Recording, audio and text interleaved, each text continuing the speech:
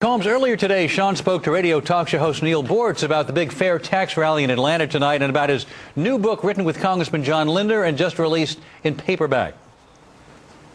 And joining us now, nationally syndicated radio talk show host, #1 New York Times best-selling book, huge rally tonight, Fair Tax. Neil Bortz, tell our audience we could literally eliminate the IRS and the income tax. Well, we can. We eliminate business taxes, personal income taxes, estate tax, capital gains taxes, Medicare tax, Social Security tax. All of these taxes show up eventually in the price of everything you buy.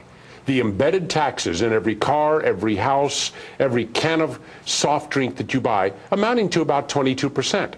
So we get rid of all these taxes, we take the embedded tax out of everything we buy, we replace it with a retail sales tax on the final retail sale of all goods and services. It's revenue neutral, and we don't have to worry about April 15th anymore. So in other words, if you make $50,000 a year, you don't make $33,000, you make $50,000. No, you make $50,000.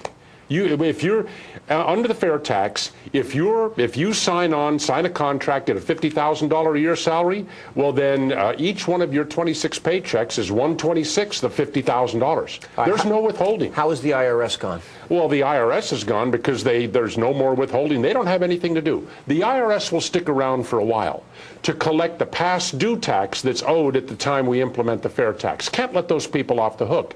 But then they're gone.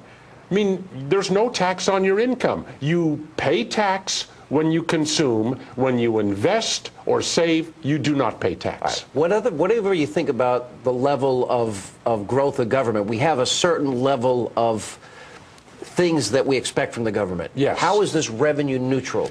The fair tax was designed, by the way, this is the first tax reform idea ever completely designed by the private sector, by economists at places like MIT and Harvard, by businessmen, not by politicians. This is not a good plan for politicians. It takes power away from them.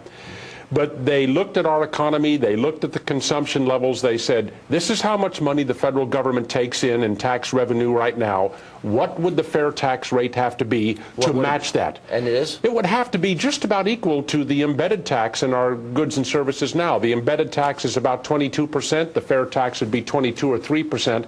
So a $10,000 car would still cost about $10,000. You always hear the words tax cuts for the rich. How would the fair tax help or hurt the middle class or poor people in America? I think this is the beauty of the whole plan. People say, well, you have to exempt food, you have to exempt medicine. No, what you do is you take the Commerce Department poverty statistics for a family of 1, 2, 3, 4, 5, 8, whatever. You figure out what that family has to spend a year to buy the basic necessities of life. They're going to be paying the sales tax on that. That makes it highly regressive. So at the beginning of every month, you issue that family a credit or a check, however it works, equal to the fair tax, the sales tax they would be expected to spend that month.